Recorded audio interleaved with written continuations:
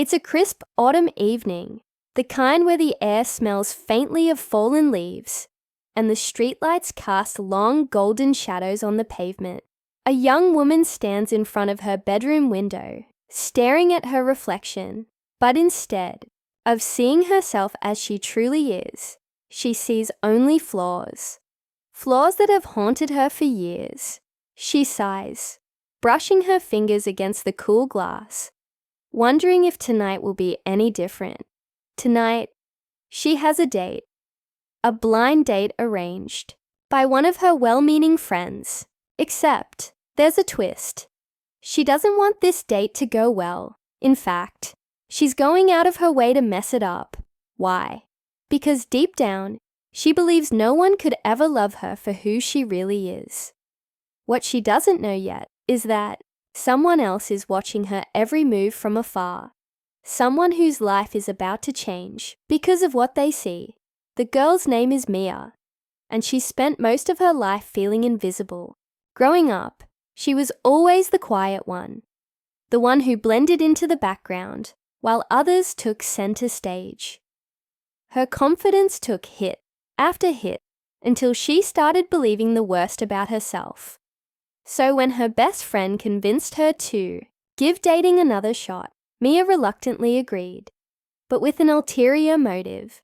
Instead of dressing up to impress, she decided to do the exact opposite. She rummaged through her closet for the oldest, most mismatched clothes she owned, threw on zero makeup, and even mussed up her hair just for good measure. As she looks at herself in the mirror of her window, she feels a strange mix of satisfaction and sadness. She knows she's sabotaging herself, but part of her thinks it's better this way.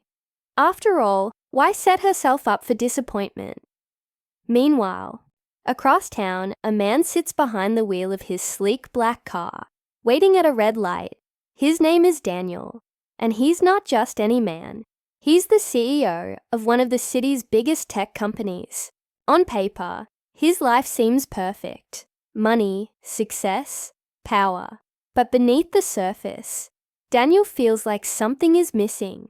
He scrolls absent-mindedly through emails on his phone, barely paying attention to the world outside his tinted windows. That's when he notices her.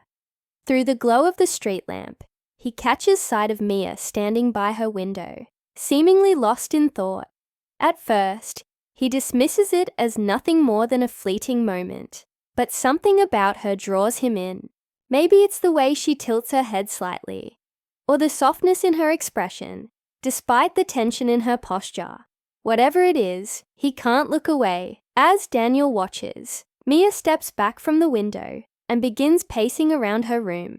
It's clear she's nervous, though he has no idea why. To him, she looks beautiful, not because of how she's dressed, but because of the raw authenticity she exudes without even realizing it. He finds himself wondering about her story, about what's going on inside her mind. Little does he know, Mia is preparing for a date she fully intends to ruin. She glances at the clock and groans softly, knowing she needs to leave soon.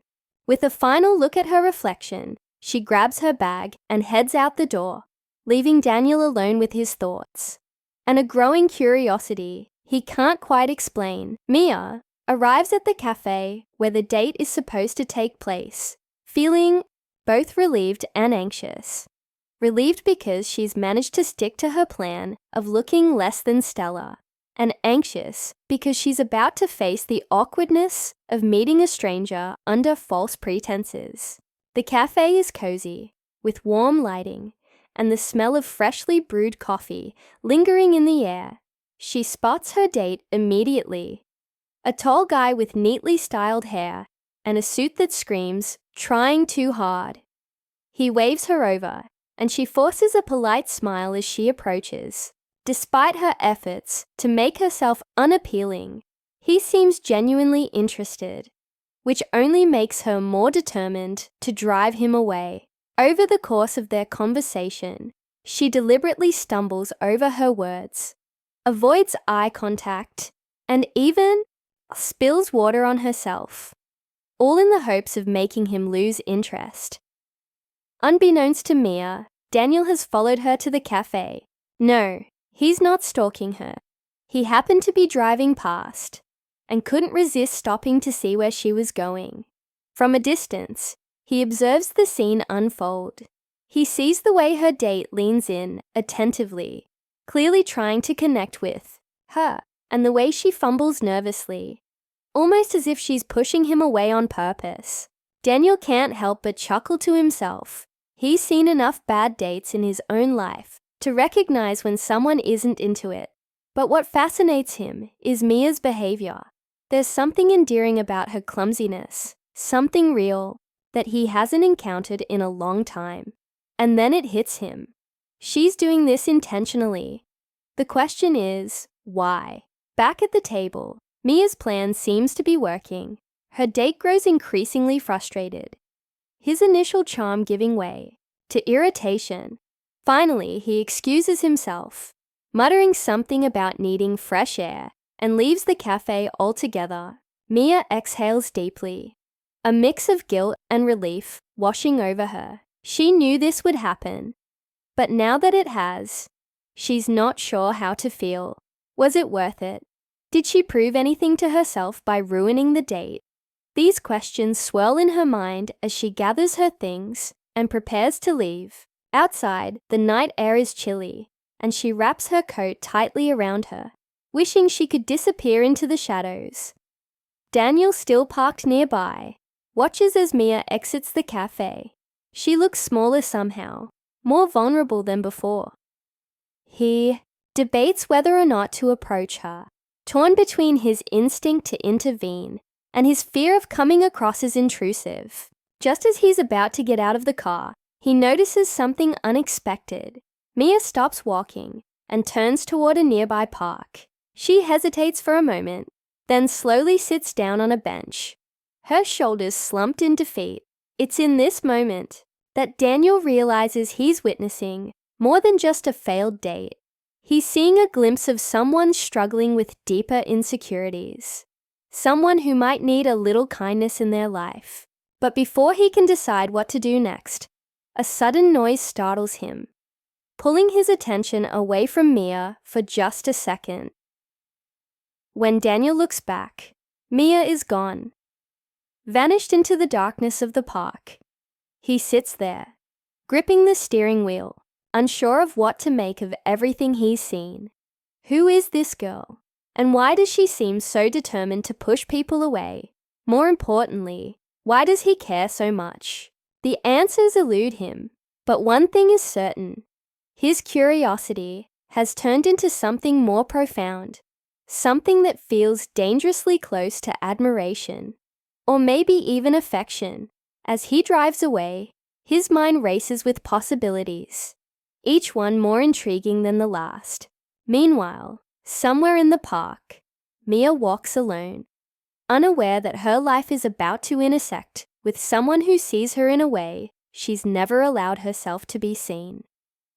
What happens next remains a mystery, a delicate thread waiting to be unraveled. Will Daniel find the courage to reach out to Mia?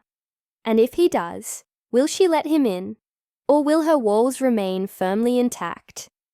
The stage is set, the players are in motion, and the story is far from over.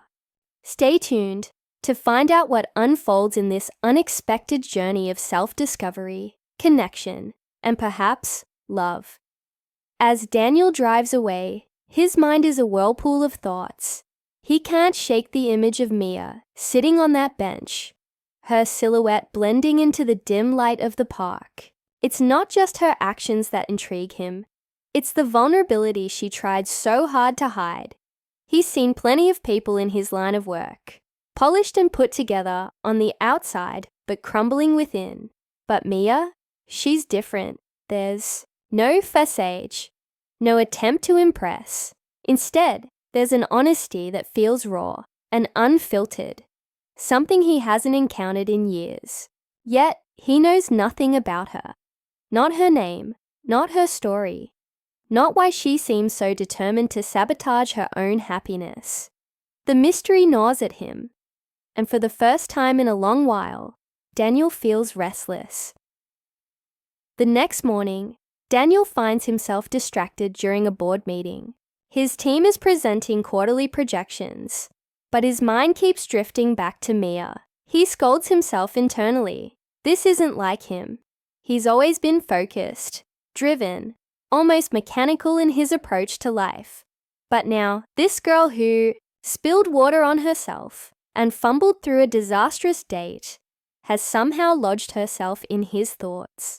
As the meeting wraps up, one of his colleagues jokes about how even CEOs aren't immune to daydreaming. Daniel forces a laugh, but inside, he's wrestling with a decision. Should he try to find her? And if he does, what would he even say? "Hi, I was watching you ruin your date last night, and I think you're fascinating." That wouldn't exactly go over well. Meanwhile, Mia wakes up feeling heavier than usual. She stares at the ceiling, replaying the events of the previous night. In her head, the date had gone exactly as planned, or rather, as she'd feared it would.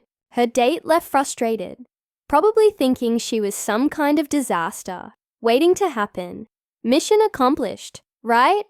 So why doesn't she feel relieved? Why does she feel emptier?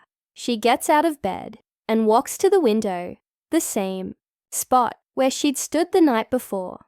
Outside, the world moves on as usual, oblivious to her inner turmoil. For years, Mia has convinced herself that love isn't meant for someone like her. Too awkward, too plain, too much of everything. Wrong. But deep down, she wonders if maybe, just maybe, she's been lying to herself all along. Later that afternoon, Daniel decides to take a walk near the cafe where he saw Mia. It's a long shot, but he figures it's worth a try. Maybe fate will bring her back to the same place. As he strolls along the sidewalk, he notices a small bookstore tucked between two larger buildings. Something about it catches his eye. A handwritten sign in the window that reads, "Lost stories find their way home here." Curious, he steps inside. The smell of old books greets him immediately, along with the soft hum of classical music playing in the background. Behind the counter stands an elderly woman. Her glasses perch precariously on her nose as she flips through a novel. She looks up and smiles warmly. "Looking for anything in particular?" she asks. Daniel hesitates. "Not really," he says, glancing around. "Just exploring." The woman nods knowingly. Sometimes the best discoveries come when you're not looking for them. Her words linger in his mind as he browses the shelves. He picks up a random book and flips it open, only to find a folded piece of paper tucked inside. Unfolding it, he sees a simple sketch of a girl sitting on a bench, her head bowed. His heart skips a beat. Could this be? No, it's impossible.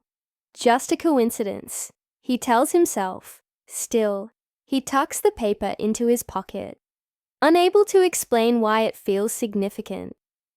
Back at her apartment, Mia tries to distract herself by painting. Art has always been her escape, a way to channel emotions she can't put into words. Today, though, her brush strokes are erratic, filled with frustration. She paints a figure sitting alone under a tree, surrounded by swirling colors that seem to pull the viewer in.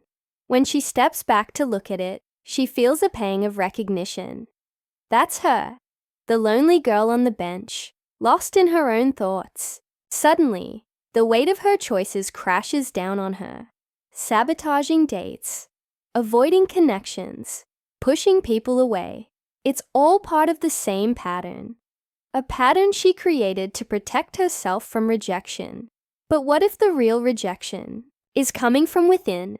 That evening, Daniel returns to the park, hoping against hope that Mia might still be there. He walks slowly, scanning the benches and pathways. Just as he's about to give up, he spots her. She's sitting on the same bench as before, sketchpad in hand, seemingly lost in her art. His pulse quickens. This is his chance. Taking a deep breath, He approaches cautiously, not wanting to startle her. "Hi," he says softly. Mia looks up, startled. Her eyes widen in surprise. And for a moment, neither of them speaks. Finally, she manages to croak out, "Do I know you?" Daniel hesitates, unsure of how to explain himself. "Not exactly," he admits. "I saw you here last night. You looked thoughtful." Mia raises an eyebrow, clearly skeptical. "You followed me?" she asks, her tone sharp. "No," Daniel quickly replies. "Well, sort of. I mean, I didn't mean to intrude. He trails off, realizing how ridiculous he sounds. To his relief, Mia lets out a small laugh. "Okay, stalker guy. What do you want?" Her bluntness catches him off guard, but it also disarms him. "I wanted to make sure you were okay," he says honestly. "You seemed sad." Mia's expression softens slightly, though she remains guarded. "Why do you care?" she asks, her voice tinged with both curiosity and defensiveness. Daniel takes a seat beside her, careful to keep a respectful distance. "Because I've been there," he admits. "Feeling like the world doesn't see you, or worse, seeing yourself through a distorted lens. It's exhausting." For the first time, Mia feels a flicker of connection. She studies him carefully, searching for signs of insincerity. But all she sees is genuine concern. Slowly, she begins to open up, sharing pieces of her story, the insecurities, the failed attempts at relationships, the belief that she's unworthy of love. Daniel listens intently, nodding occasionally, but mostly letting her speak. By the end of it, they're both quiet, the weight of her words hanging in the air. But just as things start to feel lighter, a car pulls up nearby, and Mia's ex-boyfriend steps out. He's drunk, loud, and clearly looking for trouble. "Mia," he shouts, staggering toward her. "We need to talk." Panic flashes across her face, and she instinctively moves closer to Daniel. "Who is this?" Daniel asks, his protective instincts kicking in. "An ex," Mia mutters, gripping her sketchpad tightly. "He won't leave me alone." The tension escalates as the man approaches, his words slurred but menacing. Daniel stands up, positioning himself between Mia and the intruder. "Leave her alone," he says firmly, his voice commanding yet calm. What happens next will change everything for both of them. Will Daniel's intervention push Mia further into her shell, or will it help her see herself in a new light? And will this unexpected encounter bring them closer together, or tear them apart before they even have a chance to truly connect? The stakes are higher than ever, and the answers lie just beyond the horizon. The man stumbles closer, his anger fueled by alcohol and misplaced resentment. "You think you can just walk away from me?" he growls, pointing a finger at Mia. Daniel steps forward, his posture firm but controlled. "She doesn't want to talk to you," he says, his voice steady. The man sneers, clearly not used to being challenged. "And who the hell are you?" "Her knight in shining armor." He takes another step, but Daniel doesn't back down. Instead, he pulls out his phone and holds it up. "I'm calling the police if you don't leave right now," he says calmly, his tone leaving no room for argument. For a moment, the tension is unbearable. The man hesitates, glaring at both of them, before finally muttering something under his breath and stumbling back to his car. As the engine roars to life and the vehicle speeds off, Mia lets out a shaky breath she didn't realize she'd been holding. Her hands tremble as she clutches her sketchpad tighter, her knuckles white. Without saying a word, Daniel sits back down beside her, giving her space, but staying close enough to offer support. For a while, neither of them speaks. The Silence between them isn't awkward. It's heavy with unspoken emotions. Finally, Mia breaks the quiet. "Why did you do that?" she asks, her voice barely above a whisper. Daniel turns to look at her, his expression soft but serious. "Because no one deserves to be treated like that," he replies simply. "Least of all you." His words hit her like a wave, stirring something deep inside. She looks away, tears welling up in her eyes. "You don't even know me," she says, her voice cracking. "Maybe you shouldn't have bothered." Daniel shakes his head. "That's not how this works," he says gently. "You don't have to earn kindness, Mia. It's not a transaction. And whether you believe it or not, you deserve better than what you've been settling for. Better than the way you see yourself too."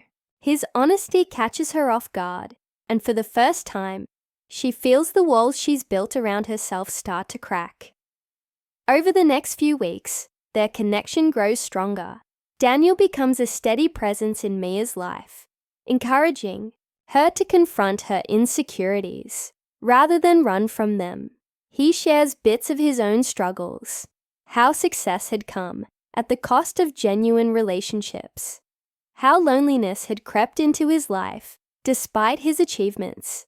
In turn, Mia opens up more, revealing parts of herself she'd kept hidden for years. Together, they navigate the messy process of healing, learning to trust not only each other, but also themselves.